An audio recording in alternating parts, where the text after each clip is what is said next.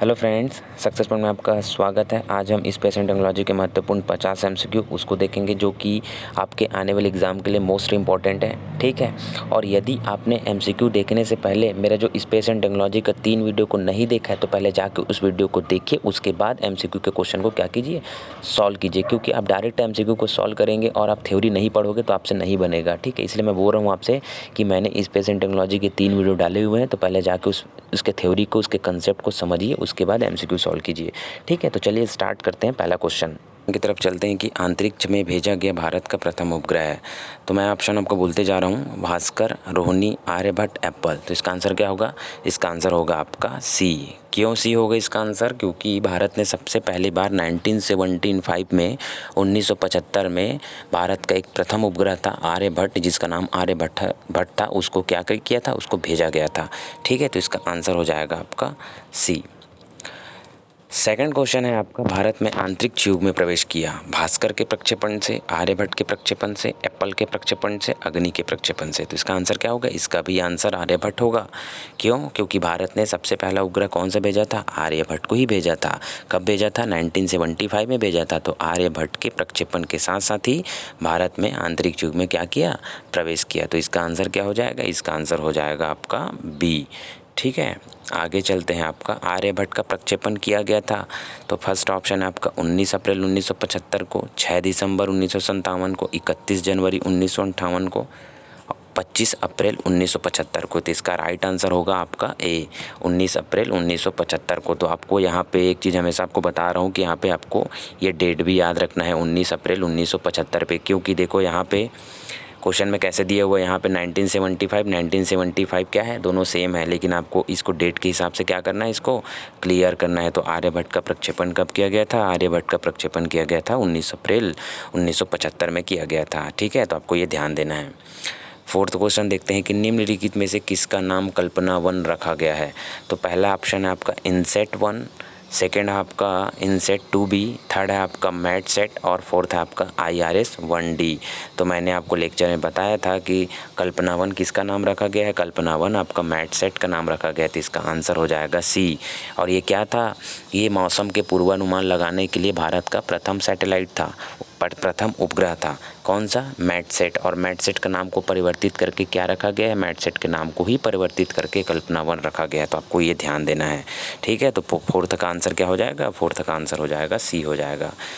Fifth question देखते हैं कि संचार प्रसारण हेतु प्रयुक्त उपग्रह को भू अप्रगामी कक्षा में रखा जाता है। यह उपग्रह ऐसी कक्षा में हो तब होता है जब कक्षा भूतुल्यकाली होता है, कक्षा वृत्ताकार होता है, कक्षा पृथ्वी के भूमध्य रेखा के समतल होता है, कक्षा 26,000 किलोमीटर की तुंगता पर होता है। तो आपको क्या बताना है? इन चारों ऑप्शन में से कौन कौन से ऑप्शन सही है वो बताना है।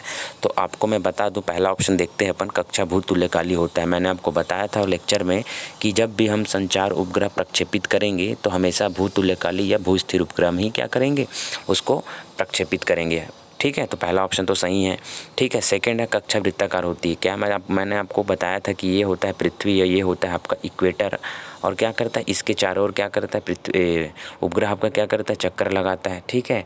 तो ये क्या हो गया? वृत्ताकारी पथ हो गया, मतलब सेकंड ऑप्शन भी आपका सही है, ठीक है। थर्ड क्वेश्चन देखते हैं कि कक्षा पृथ्वी के भूमध्य रेखा के समतल होती है। मैंने अभी बताया था जैसे कि ये हो गया आपका, ये इक्वेटर हो गया ऐसे, तो ये इसके समतल हुए। तो थर्ड ऑप्शन भी सही है। कक्षा 26,000 किलोमीटर की तुंगता पर होती है, ये ऑप्शन गलत है आपका। क्योंकि मैंने आपको बताया था कि भू स्थिर कक्षा भूतुल्यकाली कक्षा का हाइट कितना होता है, ऊंचाई कितना होता है, 36,000 किलोमीटर। यहाँ पे कितना लिखा है? यहाँ पे 26,000 किलोमीटर लिखा है। तो ये आंसर आपका गलत है, मतलब 1, 2 और 3 आंसर गलत है। मतलब आपका ये जो ऑप्शन है ए, ये आपका सही है, ठीक है। तो ये क्या है? सही आपका आंसर है, ठीक है। 6 नंबर का क्वेश्चन देते हैं कि भूस्थैतिक कक्षा के संबंध में क्या सही है? जब पृथ्वी सूर्य के चारों ओर घूमना बंद कर देगी, जब कोई पदार्थ चंद्रमा और पृथ्वी के बीच में स्थिर होता है, जब कोई पदार्थ पृथ्वी के चारों ओर पृथ्वी की गति के समानुपाती गति से चलता है, और जब पदार्थ ध्रुव से दूर चलता है। तो इसका आंसर क्या होना चाहिए? इसका आंसर होगा आपका सी। क्योंकि मैंने आपको बताया था कि जब भी हम भूस्थिर कक्षा में किसी उपग्रह को प्रक्षेपित करेंगे तो जो उपग्रह और जो आपका जो पृथ्वी दोनों क्या कर रहे हैं, दोनों रोटेट हो रहे हैं। तो दोनों का जो रोटेशन होगा एकदम समान होगा। कहने का मतलब जैसे कि हमारा जो पृथ्वी है एक परिक्रमा जो पूरा करता है कितने घंटे में पूरा करता है आपका 23 घंटे 56 मिनट और 4 सेकंड में करता है। उसी प्रकार जब हम किसी भी उपग्रह को भू-स्थिर कक्षा में क्या करेंगे, प्रक्षेपित करेंगे, तो उस भू-स्थिर उपग्रह का भी क्या होगा, परिक्रमण काल एक दिन में कितना होगा, 23 घंटे 56 मिनट 4 सेकंड होगा। ठीक है, तो ये आपका छठवां का आंसर क्या हो जाएगा, छठवां का आंसर आपका सी हो जाएगा। 7वां क्वेश्चन देखते हैं कि भू-स्थिर उपग्रह का परिक्रमण काल होता है। यही क्वेश्चन आपको बताया मैंने आपको। तो भू-स्थिर उपग्रह का परिक्रमण काल होता है आपका 24 घंटे। तो इसका आंसर क्या हो जाएगा, इसका आंसर हो जाएगा आपका डी। 8th नंबर का देखते हैं कि निम्नलिखित में से भारतीय अंतरिक्ष प्रोग्रामों का सही क्रम है। तो पहला एप्पल, आर्यभट्ट, मतलब इसमें आपको कौन सा पहले नंबर पे आया, फिर कौन सा सेकंड नंबर पे आया, फिर कौन सा थर्ड नंबर में, इसको देखना है। तो सबसे पहला कौन सा आया था, याद करो, सबसे पहला आया था आर्यभट्ट। कब आया था, 1975। तो पहले आपका 2 आएगा।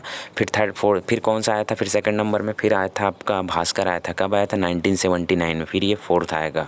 फिर उसके बाद कौन आया था, फिर उसके बाद आपका रोहिणी आया था। रोहिणी कब आया था, 1980 में आया था। फिर उसका लास्ट में आया था आपका एप्पल आया था। एप्पल कब आया था, 1981 में आया था। तो इसका आंसर क्या हो जाएगा, इसका आंसर हो जाएगा 2 4 3 1, मतलब इसका आंसर 2 4 3 1, मतलब इसका आंसर क्या हो जाएगा, इसका आंसर हो जाएगा आपका सी, 2 4 3 1। ठीक है, आगे चलते हैं। एप्पल उपग्रह कब छोड़ा गया था, फिर आ गया क्वेश्चन, एप्पल उपग्रह कब छोड़ा गया था। एप्पल 27 फरवरी 1982, 18 सितंबर 1981, 19 जून 1981 और 25 दिसंबर 1981। देखो इसमें 3 जो ऑप्शन दिए हुए हैं, तीनों 1981 है। तो आपको ये डेट भी याद रखना है, ठीक है, जो भी डेट होगा उसको। तो एप्पल का उपग्रह का क्या किया गया था, छोड़ा गया था आपका 19 जून 1981। तो आपको याद रखना है 19 जून और 1981 को भी याद रखना है। तो इसका आंसर क्या हो जाएगा, इसका आंसर हो जाएगा सी हो जाएगा। और मैंने क्या बताया था आपको, एप्पल कौन सा उपग्रह है, भारत का प्रथम संचार उपग्रह कौन सा आपका, एप्पल है। ठीक है, भारत का प्रथम संचार उपग्रह कौन सा आपका, एप्पल है। लेकिन भारत का प्रथम उपग्रह कौन सा है, भारत का प्रथम उपग्रह आपका आर्यभट्ट है। ठीक है, आगे चलते हैं। 10वें नंबर का क्वेश्चन, एप्पल उपग्रह को प्रक्षेपित किया गया था। पहला ऑप्शन है कौरू फ्रेंच गुयाना से, बैकानूर रशिया से, श्रीहरिकोटा भारत से और केप कैनेवरल अमेरिका से। तो इसका आंसर क्या हो जाएगा, इसका आंसर हो जाएगा आपका कौरू प्रक्षेपण केंद्र फ्रेंच गुयाना से। मैंने आपको बताया था कि आर्यभट्ट का जो भी प्रक्षेपण हम किए थे, जो हमारा भारत का प्रथम उपग्रह था, इसका भी प्रक्षेपण हम कहाँ से किए थे, इसका भी प्रक्षेपण हम कौरू फ्रेंच गुयाना से किए थे। और जो एप्पल, जो हमारा भारत का प्रथम संचार उपग्रह, इसका भी प्रक्षेपण हम कहाँ से किए थे, इसका भी प्रक्षेपण हम कौरू फ्रेंच गुयाना से किए थे। ठीक है, इसलिए मैं बोल रहा हूँ कि आप सबसे पहले क्या किए, सबसे पहले आप ना जो मेरा जो स्पेस एंड टेक्नोलॉजी का जो 3 वीडियो पहले आप जाके उसको देखिए, उसके बाद MCQ सॉल्व कीजिए।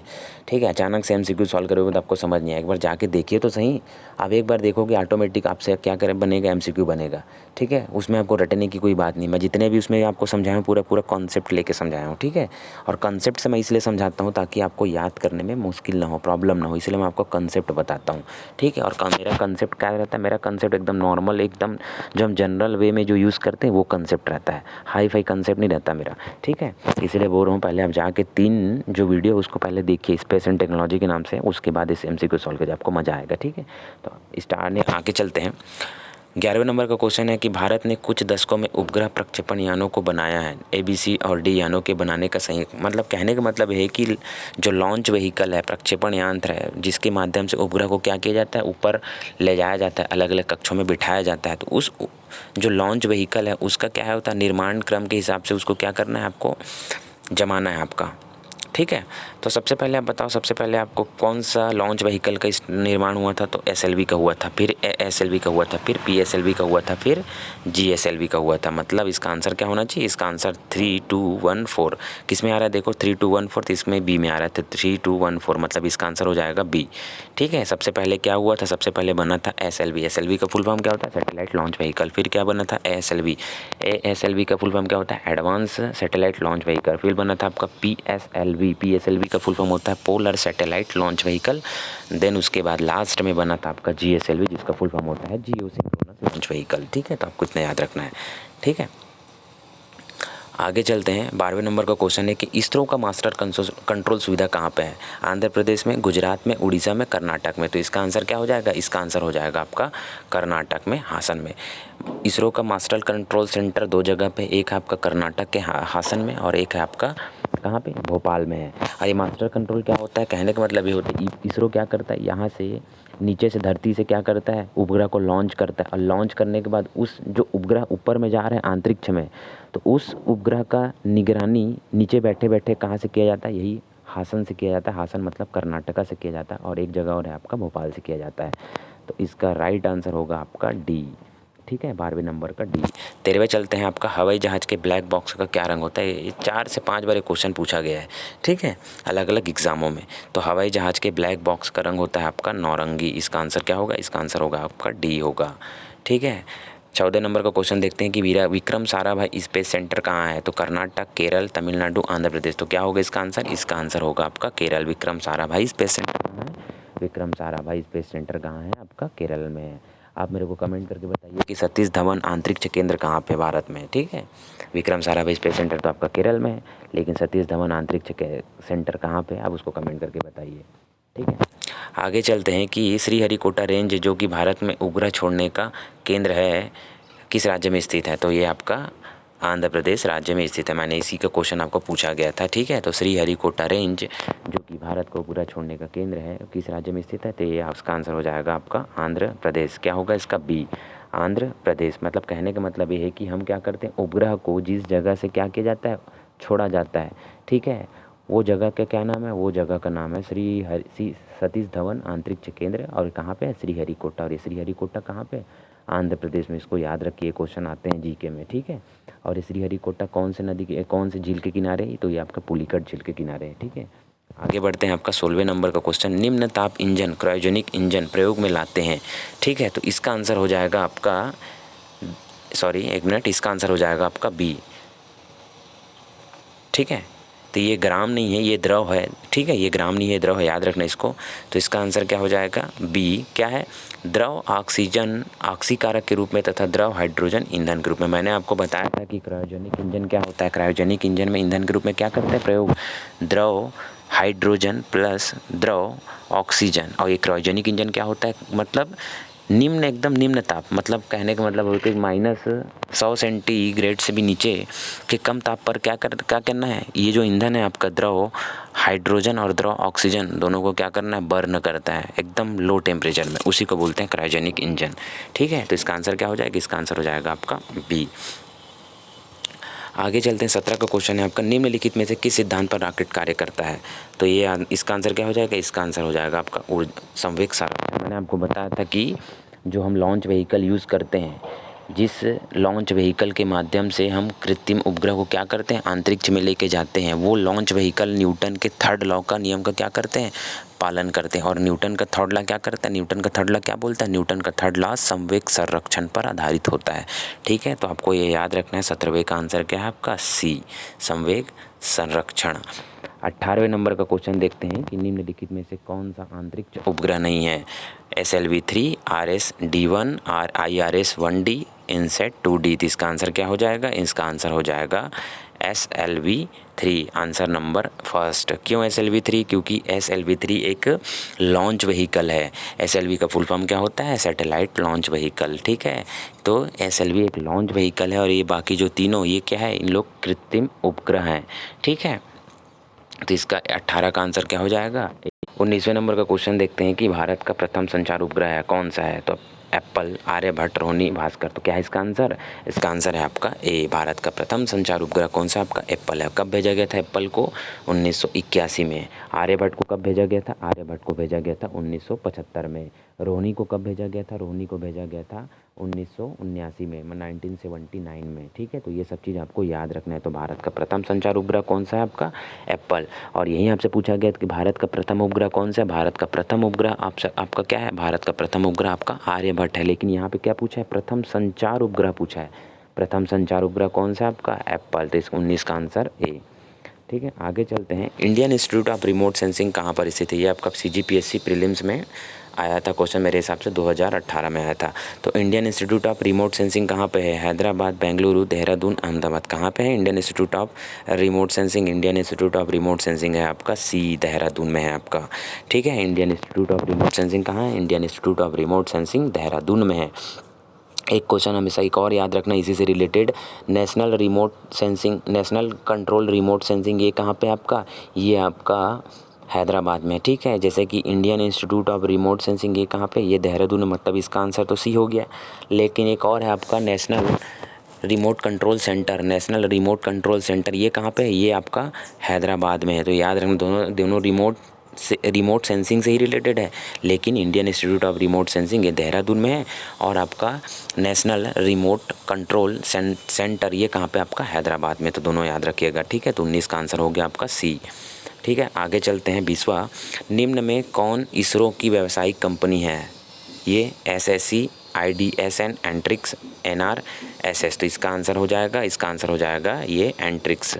इसमें क्या होता है, एंट्रिक्स कब बना था, 1992 में बना था और ये इसरो की व्यावसायिक कंपनी है। और इसका हेडक्वार्टर कहाँ है, इसका हेडक्वार्टर बेंगलुरु में।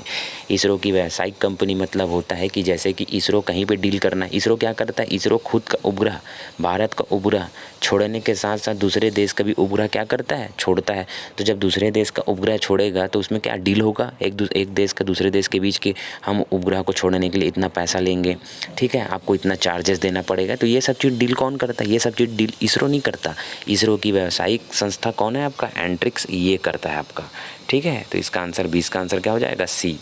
आगे चलते हैं, रिमोट सेंसिंग उपग्रह को किस कक्षा में स्थापित किया जाता है। तो इसका आंसर क्या होगा, इसका आंसर हो जाएगा सी। मैंने आपको बताया था लेक्चर में कि रिमोट सेंसिंग उपग्रह जो पोल टू पोल जो क्या बोलते हैं आपका कक्ष है, जिसको क्या कहते हैं, पोल टू पोल कक्ष को ही आपका सूर्य तुल्यकालिक कक्ष कहते हैं। और उसी कक्ष में क्या करते हैं, आपका रिमोट सेंसिंग उपग्रह को छोड़ा जाता है, ठीक है। तो 21 का आंसर हो जाएगा आपका सी, सूर्य तुल्यकालिक कक्षा। 22वें का क्वेश्चन देखते हैं कि अंतरिक्ष अनुसंधान समिति का गठन कब किया गया था। तो इसका आंसर आप बताइए, 1955, 1962, 1969, 1981। तो इसका आंसर हो जाएगा आपका 1962, ठीक है। अंतरिक्ष अनुसंधान समिति का गठन किया गया था 1962 में। और 1969 में क्या किया गया था, 1969 में आपका इसरो का गठन किया गया था, ठीक है।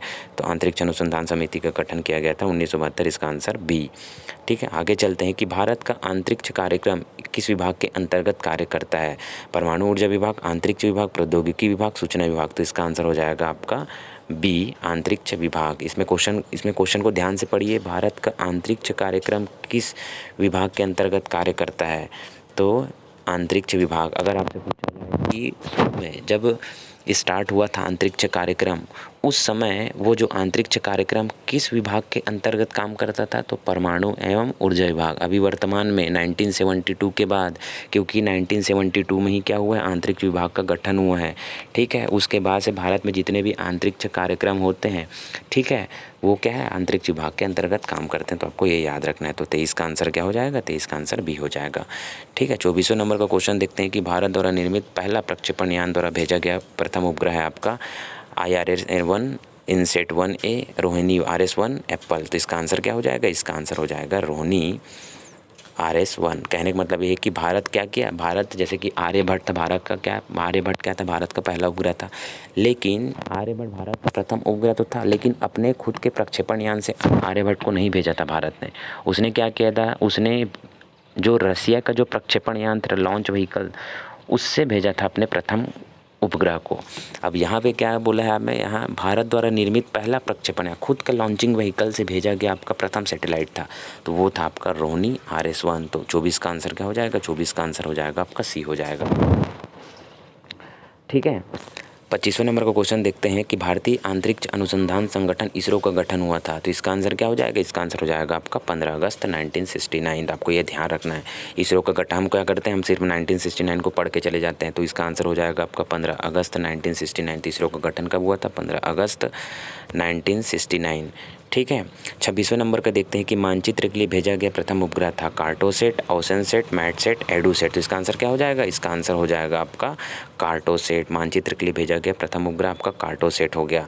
और ये ओसेनसेट क्या था, ओसेनसेट मतलब जैसे कि समुद्री में जो आपका जो भी आपका सर्वेक्षण करना रहता है, तो उसके लिए आपका भेजा गया था ओसेनसेट, ठीक है। और मैटसेट क्या था आपका, मैटसेट था आपका मौसम के लिए भेजा गया प्रथम उपग्रह, मौसम के लिए भेजा गया प्रथम उपग्रह मैटसेट था। और मानचित्र के लिए भेजा गया प्रथम उपग्रह कार्टोसेट था। और ये एडुसेट क्या था आपके, ये एडुकेशन से संबंधित था आपका एडू सेट। तो 26वें का आंसर हो जाएगा आपका ए। 26वें का क्या हो गया, 26वें का आंसर हो जाएगा आपका ए। 27वें नंबर को देखते हैं कि अंतर्राष्ट्रीय अंतरिक्ष स्टेशन को पृथ्वी के किस कक्षा में स्थापित किया जाता है। तो इसका है निम्न भू कक्षा, मध्यम भू कक्षा, भूस्थैतिक कक्षा, भूतुल्यकालिक कक्षा। तो इसका आंसर होगा निम्न भू कक्षा। निम्न भू कक्षा को क्या बोलते हैं इंग्लिश में, निम्न भू कक्षा को इंग्लिश में बोला जाता है LEO, लोअर अर्थ ऑर्बिट। ठीक है, लोअर अर्थ ऑर्बिट में ही क्या किया जाता है, लोअर अर्थ, एक मिनट रुको, लोअर अर्थ ऑर्बिट में ही अंतर्राष्ट्रीय अंतरिक्ष स्टेशन क्या है, स्थापित किया गया है। ठीक है, वहाँ जाके क्या करते हैं, वहाँ जाके मनुष्य क्या करते हैं, वहाँ पे रिसर्च करता है। ठीक है, वहाँ रहकर। तो 28वें नंबर का क्वेश्चन देखते हैं कि मेगा ट्रॉपिक उपग्रह किन 2 देशों के संयुक्त प्रयास से विकसित है। तो इसका आंसर क्या होना चाहिए, इसका आंसर हो जाएगा आपका भारत और फ्रांस। मेगा ट्रॉपिक क्या है, भारत और फ्रांस। मेगा ट्रॉपिक भारत और फ्रांस है। ठीक है, याद रखना इसको। एंट्रिक्स के संबंध में निम्न में से असत्य कथनों को पहचानिए। ठीक है, असत्य कथनों को क्या करना है, आपको पहचानना है। तो पहला आपका है इसकी स्थापना 1992 में हुई थी। हाँ, ये तो सही है। ठीक है, इसरो की वाणिज्यिक इकाई है, मैंने आपको बताया था कि इसरो की वाणिज्यिक इकाई क्या है, यही एंट्रिक्स है। तो ये भी सही है। ठीक है, यह एक महारत्न कंपनी है। ठीक है, ये गलत है, एंट्रिक्स कोई महारत्न कंपनी नहीं है, इसका मुख्यालय बेंगलुरु में, ये सही है। ठीक है, तो यह एक महारत्न कंपनी, ये आपका क्या है, गलत है। तो 29वें का क्या है आपका सही आंसर, 29वें का आंसर है आपका सी, यह एक महारत्न कंपनी है, जो कि गलत है। ठीक है, नेविगेशन ग्रह को कहाँ स्थापित किया जाता है, निम्न भूकक्षा, मध्य भूकक्षा, भूस्थैतिक कक्षा, भूतुल्यकालिक कक्षा। तो इसका आंसर क्या हो जाएगा, नेविगेशन उपग्रह को मध्य भूकक्षा, मीओ का फुल फॉर्म क्या होता है, मीडियम अर्थ ऑर्बिट, यहाँ पे क्या किया जाता है, स्थापित किया जाता है। ठीक है, तो 30वें का आंसर क्या हो जाएगा, B. Work horse of ISRO किसे कहा जाता है, GSLV, PSLV, ASLV, एंट्रिक्स। तो क्या होना चाहिए इसका आंसर, इसका आंसर है आपका PSLV। Work horse of ISRO PSLV को इसलिए कहा जाता है क्योंकि आज तक इसरो ने PSLV के माध्यम से जितने भी उपग्रह भेजे हैं उसमें से अभी तक से सिर्फ 2 ही उपग्रह, 2 ही क्या हुआ है, 2 ही जो मिशन है वो क्या हुआ है, फेल हुआ है। बाकी जितने भी मिशन है क्या सक्सेसफुल हुए हैं। ठीक है, इसी की वजह से वर्क हॉर्स ऑफ इसरो किसको कहा जाता है, ये PSLV को कहा जाता है। तो 31वें का आंसर होना चाहिए बी। ठीक है, एस्ट्रोसेट क्या है, तो एस्ट्रोसेट क्या है, भारत का प्रथम अंतरिक्ष वेधशाला है। भारत की प्रथम अंतरिक्ष वेधशाला क्या है, एस्ट्रोसेट। आपको ये याद रखना, मोस्ट इंपॉर्टेंट क्वेश्चन है। तो एस्ट्रोसेट क्या है, भारत की प्रथम अंतरिक्ष वेधशाला। तो 32वें का आंसर क्या हो जाएगा, 32वें का आंसर ए। ठीक है, 33वां देखते हैं कि संचार उपग्रह स्थापित करने के लिए अधिकतम कितने उपग्रह की आवश्यकता होती है। तो मैंने आपको बताया था कि संचार उपग्रह स्थापित करने के लिए मैक्सिमम 3 उपग्रह की आवश्यकता होती है। क्यों, क्योंकि ये अगर पृथ्वी है, यहाँ अगर एक संचार उपग्रह, यहाँ एक संचार उपग्रह और यहाँ एक संचार उपग्रह है, तो ये इतने पृथ्वी के इतने भागों को क्या करेगी, कवर करेगी। ये पृथ्वी के इधर वाले भाग को कवर करेगी और ये पृथ्वी के इधर वाले भाग को कवर करेगी। तो कितना हो गए, 3 संचार उपग्रह हो गए, क्योंकि हमको संचार के लिए क्या है, पृथ्वी के पूरे भाग को कवर करना है। इसीलिए संचार उपग्रह स्थापित करने के लिए अधिकतम कितने उपग्रह की आवश्यकता होती है, अधिकतम 3 उपग्रह की आवश्यकता होती है। इसका आंसर क्या हो जाएगा, इसका आंसर हो जाएगा 3, मतलब ऑप्शन बी। 1 मिनट, इसका ऑप्शन बी। आगे चलते हैं कि भारत का प्रथम रिमोट सेंसिंग उपग्रह कौन सा है। तो भारत का प्रथम रिमोट सेंसिंग उपग्रह है आपका आंसर ए। ठीक है, भारत का प्रथम रिमोट सेंसिंग उपग्रह क्या है, IRS-1A। और ये रिमोट सेंसिंग उपग्रह क्या होता है मैंने आपको बताया था, इसलिए आप जाके फर्स्ट वीडियो को देखिए। ठीक है, तो भारत का प्रथम रिमोट सेंसिंग उपग्रह क्या होता है, IRS-1A। ठीक है, एक चीज़ और याद रखना, ये भारत का प्रथम रिमोट सेंसिंग उपग्रह IRS-1A तो था, लेकिन इस IRS-1A को क्या किया गया था, विदेशी प्रक्षेपण यान से भेजा गया था। अगर आपसे पूछा गया कि भारत द्वारा निर्मित खुद के प्रक्षेपण यान से भेजा गया प्रथम आपका रिमोट सेंसिंग उपग्रह कौन सा है, तो ये आपका होगा आपका IRS-1D। ठीक है, दोनों में आपको अंतर समझ आ रहा है मैं क्या बोलना चाह रहा हूँ। ये जो क्वेश्चन है कि भारत का प्रथम रिमोट सेंसिंग उपग्रह पूछा गया है, तो इसका आंसर तो आपका IRS-1A हो जाएगा। लेकिन ये जो IRS-1A है, इसको खुद के प्रक्षेपण यान से नहीं भेजा गया था, इसको दूसरे देश के प्रक्षेपण यान से भेजा गया था। और अगर आपको पूछा गया कि खुद के प्रक्षेपण यान से भेजा गया भारत का प्रथम रिमोट सेंसिंग उपग्रह कौन सा है, तो ये आपका IRS-1D हो जाएगा। ठीक है, तो इस क्वेश्चन के हिसाब से इसका आंसर क्या है, इस क्वेश्चन के हिसाब से इसका आंसर है ए।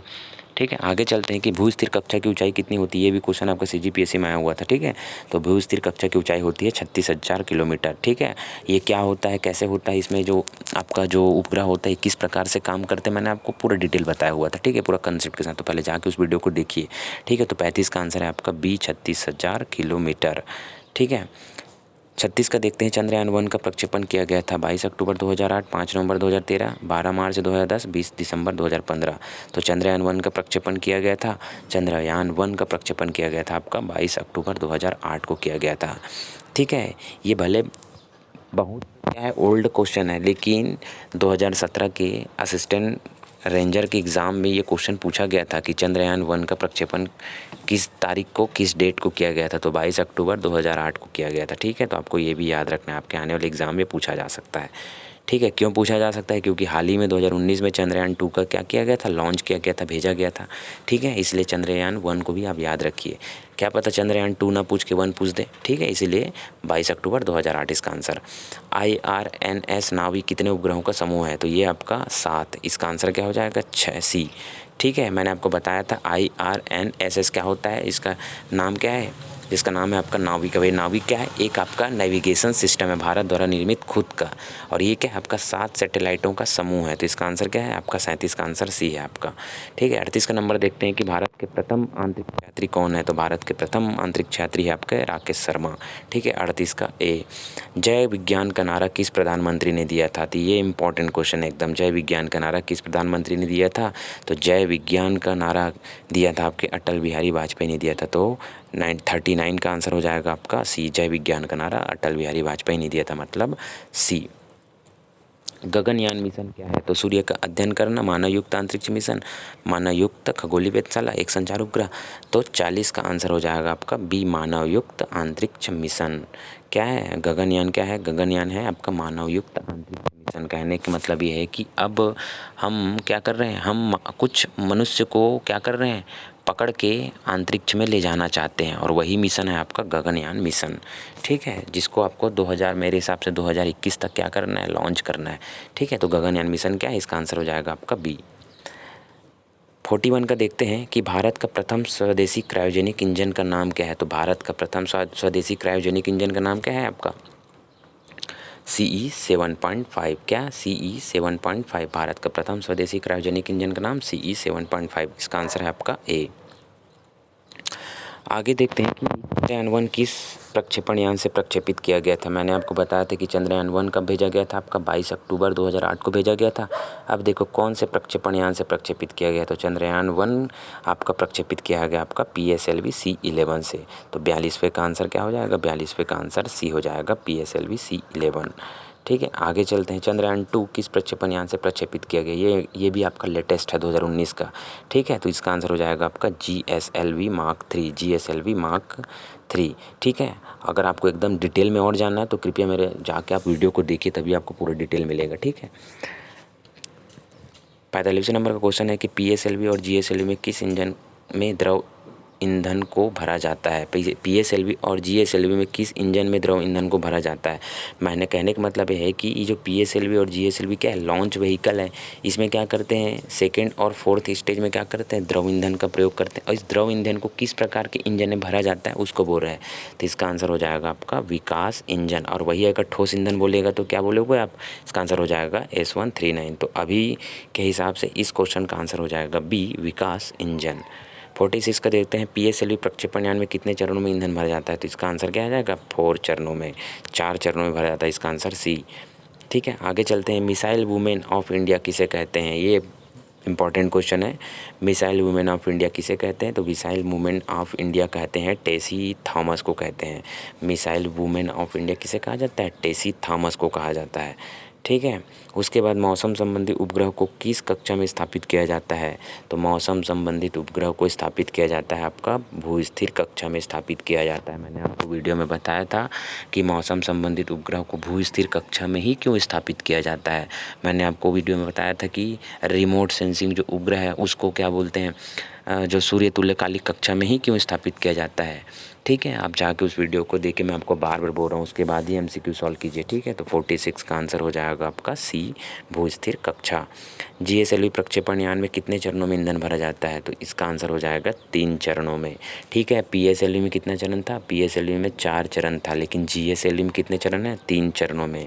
ठीक है, कौन कौन सा था, GSLV में आपका ठोस था, फिर द्रव था, फिर थर्ड में क्या था, थर्ड में आपका क्रायोजेनिक ईंधन था, क्रायोजेनिक इंजन था। और क्रायोजेनिक इंजन में कौन सा ईंधन का प्रयोग करते हैं, द्रव ऑक्सीजन प्लस द्रव हाइड्रोजन का। तो 47 का आंसर है आपका सी। आगे चलते हैं कि गगनयान मिशन की जिम्मेदारी किस वैज्ञानिक को सौंपी गई है। ठीक है, तो गगनयान मिशन की जिम्मेदारी सौंपी गई है आपका, इसका आंसर है आपका डॉक्टर ललितान्विक। ठीक है, डॉक्टर ललितान्विक। ठीक है, डॉक्टर ललितान्विक। तो 48 का आंसर क्या है, सी। इसमें से मैं आपको एक चीज़ बताता हूँ, जैसे कि डॉक्टर CN राव, ये क्या है आपका नैनो टेक्नोलॉजी के जनक है। भारत में नैनो टेक्नोलॉजी के जनक है, अगर पूछा जाए आपसे तो क्या बताओगे, डॉक्टर CN राव। और आपका मिसाइल वुमेन ऑफ इंडिया बोलेगा तो क्या है आपका टेसी थॉमस। और गगनयान मिशन की जिम्मेदारी किसको, डॉक्टर ललितान्विक को दिया गया है। ठीक है, 49 नंबर का क्वेश्चन है कि इंडियन डीप स्पेस नेटवर्क कहाँ है, तो इंडियन डीप स्पेस नेटवर्क आपका है बेंगलुरु में। 47, 49 का है आपका 47, 49 का क्या है आपका 47। 50वें नंबर का क्वेश्चन है कि ट्रांसड्यूसर मुख्यतः किस उपग्रह में प्रयोग किया जाता है, तो ट्रांसड्यूसर मुख्यतः संचार संबंधित उपग्रह में क्या किया जाता है, प्रयोग किया जाता है। तो ट्रांसड्यूसर मुख्यतः किस उपग्रह में प्रयोग किया जाता है, इसका आंसर क्या है, इसका आंसर बी है। और रिमोट सेंसिंग उपग्रह में क्या प्रयोग किया जाता है, रिमोट सेंसिंग उपग्रह में आपका मुख्यतः कैमरा यूज़ किया जाता है। ठीक है, तो ये था आपका 50 क्वेश्चन। अगर आपको वीडियो अच्छा लगेगा तो कृपया लाइक कीजिए, शेयर कीजिए और सब्सक्राइब कीजिए, और प्लीज़ कमेंट्स भी कीजिए। ठीक है, तो आज के लिए इतना ही, धन्यवाद।